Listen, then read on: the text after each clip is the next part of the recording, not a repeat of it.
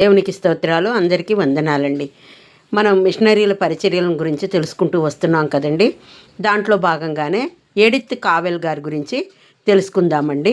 వారి యొక్క పరిచర్య విధానం ఏ విధంగా కొనసాగింపబడింది, దేవుని కొరకు ఏ విధంగా వారు నిలిచారు అనే విషయాలను గురించి క్షుణ్ణంగా తెలుసుకునే ప్రయత్నం చేద్దామండి. లూకా సువార్త 6వ అధ్యాయం 35వ వచనం, మత్తయి సువార్త 5వ అధ్యాయం 44వ వచనంలో మీ శత్రువులను ప్రేమించుడి, మేలు చేయుడి, అప్పుడు మీ ఫలము గొప్పదయ్యుండును అని తెలియజేయబడుతుంది కదండి.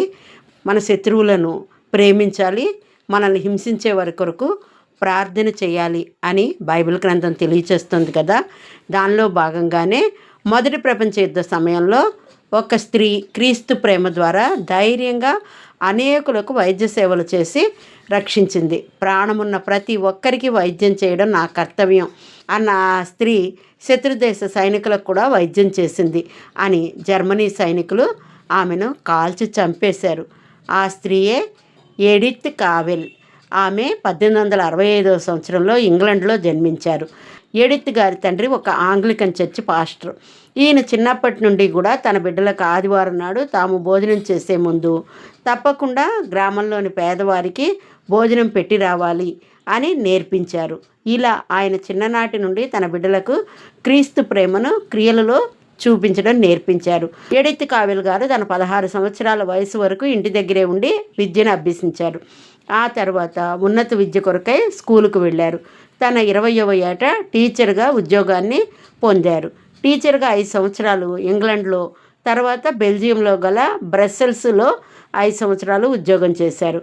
ఆ కాలంలో టీచర్ ఉద్యోగానికి మంచి పేరు ప్రఖ్యాతలు ఉండేవి. కానీ తన 30వ సంవత్సరంలో ఎడిత్ గారు రోగులకు సేవ చేయాలి అనే ఉద్దేశంతో నర్సింగ్ విద్యను అభ్యసించారు. ఆ రోజుల్లో నర్సింగ్ అనేది చాలా తక్కువ జీతం వచ్చే పని. దానిని ఒక ఉద్యోగంగా కంటే ఒక శిక్షగానే ఎక్కువగా భావించేవారు. రోజుకు 12 గంటలు పనిచేయాలి. సంవత్సరానికి 20 పౌండ్ల జీతం మాత్రమే ఇచ్చేవారు. ఒకవేళ జ్వరం పరీక్షించాలన్నా, రోగులకు సహాయం చేయాలన్నా తమ వస్తువులను తామే కొనుక్కోవాలి. ఆసుపత్రిని మొత్తము నర్సులే శుభ్రం చేయాలి. ఇలా ఒక టీచర్గా ఉన్నత ఉద్యోగాన్ని వదిలిపెట్టి కేవలం రోగులకు సేవ చేయటం కొరకు ఎడిత్ గారు నర్సుగా మారారు. క్రీస్తు ప్రేమను క్రియలలో చూపాలి అనే ఆమె హృదయం చిత్తశుద్ధితో శిక్షగా భావించబడే పనిని కూడా బాధ్యతగా భావించిన ఆమె నడవడి ఎందరినో కదిలించింది. అప్పటి వరకు బెల్జియం దేశంలో ఒక్క నర్సింగ్ స్కూల్ కూడా లేదు. 1907వ సంవత్సరంలో 4 విద్యార్థులతో ఒక నర్సింగ్ స్కూల్ను ప్రారంభించారు.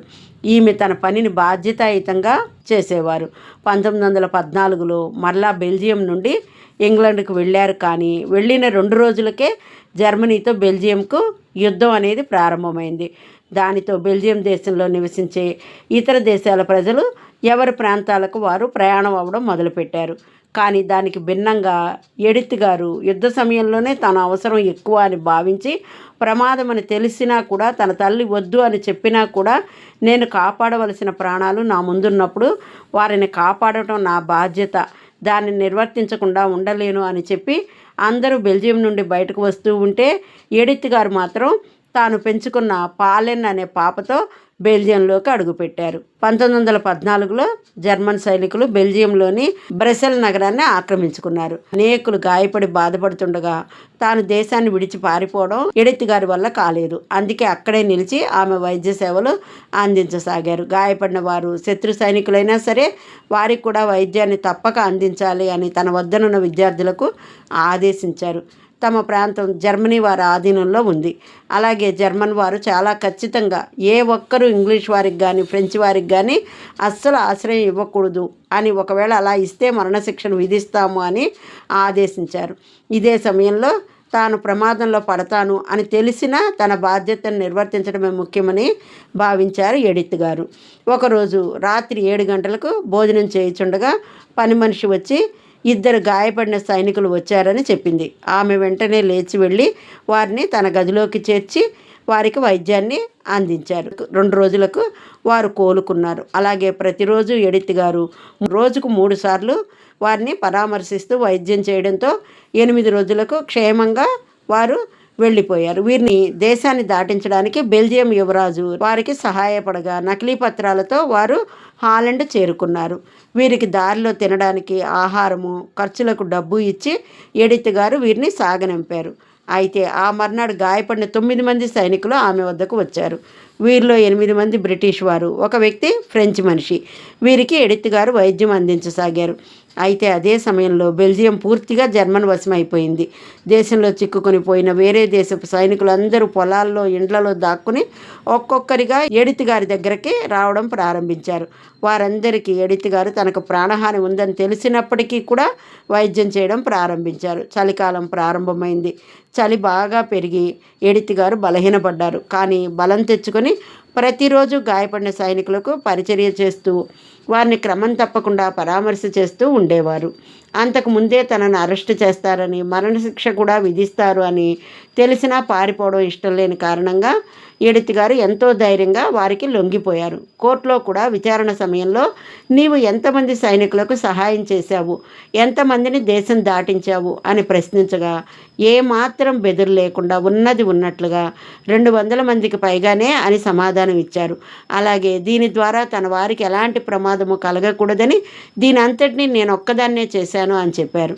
ఆ జడ్జి కోపంతో ఈమెకు మరణశిక్ష విధించారు. ఆ తర్వాత అక్టోబర్ 12వ తేదీ 1915వ సంవత్సరం జర్మన్ సైనికులు ఎడిత్ గారిని తుపాకీతో కాల్చి చంపారు.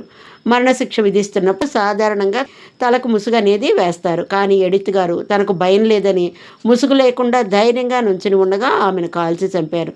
ఆ తరువాత ఆమె మరణ వార్త ప్రపంచవ్యాప్తంగా చర్చనీయాంశంగా మారింది. బ్రిటన్ వార్తాపత్రికలు అనేక మంది సైనికులను కోల్పోవడం కంటే ఎడిత్ కావెల్ గారి మరణం తమకు ఎక్కువ నష్టం కలిగించిందని ప్రచురించారు. దానితో జర్మనీ వారిపై ఒత్తిడి పెరిగి మరో 33 మందికి మరణశిక్ష విధించాల్సి ఉండగా వాటిని రద్దు చేశారు. ఆ తర్వాత అమెరికాలోని మేధావుల ఒత్తిడి మేరకు అమెరికా యుద్ధంలో పాల్గొని చివరకు 1919వ సంవత్సరంలో యుద్ధం ముగిసింది. 1919లో ఇంగ్లాండ్ వారు ఎడిత్ గారి దేహాన్ని వెస్ట్ మినిస్టర్ ఏవైలో రాజలాంఛనాలతో ఖననం చేశారు. ఎడిత్ కావెల్ గారు బ్రెజిల్లో ఉన్న నిస్సహాయులుగా, గాయపడిన వారిగా ఉన్న ప్రజల కొరకు ఉపయోగపడే పని చేస్తాను అని చెప్పేవారు. నిజంగా ఎడిత్ కావెల్ దేవుని ప్రేమను క్రియలలో చూపి తన ప్రాణాలను సైతం లెక్క చేయని ఆమె తెగువ, సాహసం మనందరికీ ఆదర్శనీయం.